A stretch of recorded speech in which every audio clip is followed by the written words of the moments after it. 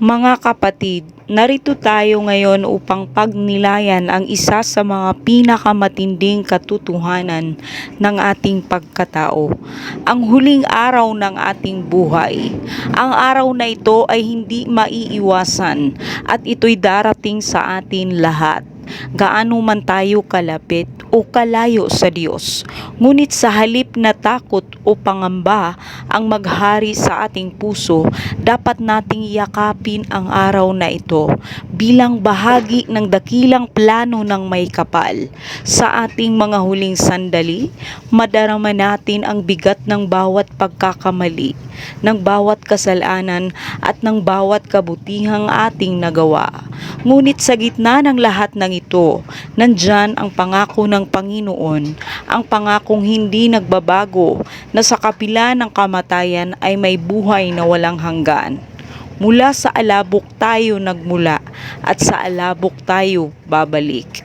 Ngunit mga kapatid, tandaan natin na ang ating espiritu ay hindi mapupugnaw ng kamatayan.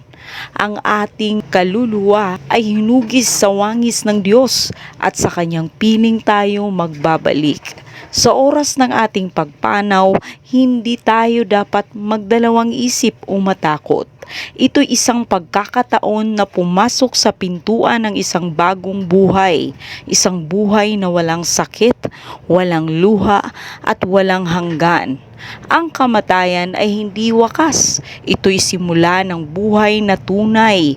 Ang kamatayan ay parang isang mahimbing na pagtulog at ang pagising natin ay nasa piling ng Diyos. Sa kanyang mga kamay, matatanggap natin ang kapayapaan na hinahanap-hanap natin sa ating mahabang paglalakbay sa mundo.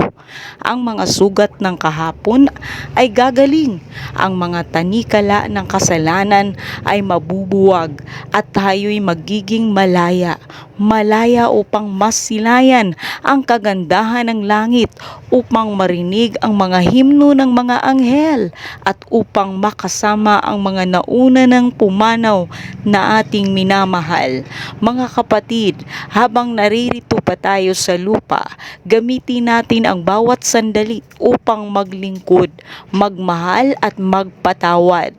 Huwag nating sayangin ang pagkakataong magbigay ng liwanag sa iba, dahil sa huli, ang mga bagay na ito lamang ang may halaga sa mata ng Diyos.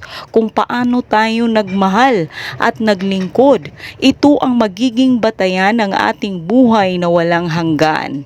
Ako ang muling pagkabuhay at ang buhay ang nananalig sa akin. Kahit siya'y mamamatay, ay mabubuhay. In John 11:25, ito ang pangako ni Kristo, ang pangakong nagbibigay ng pag-asa, ang pangakong nagbibigay ng lakas. Hindi tayo mawawala. Tayo ay muling babangon upang makasama siya magpakailanman. Kahit sa ating huling araw, mga kapatid, hayaang maghari ang kapayapaan sa ating mga puso, sapagkat alam natin na ang kamatayan ay hindi ang katapusan, kundi isang bagong simula, isang paglalakbay patungo sa tahanan ng ating Ama. At sa huli, sa buhay na walang hanggan, magkikita-kita tayong muli, magkasama-sama sa walang hanggang kapistahan ng mga banal. Magpapatuloy ang ating buhay sa piling ng Diyos, sa isang lugar na walang hanggan, kundi saan ang kanyang pag-ibig ay maghahari magpakailanman. Amen.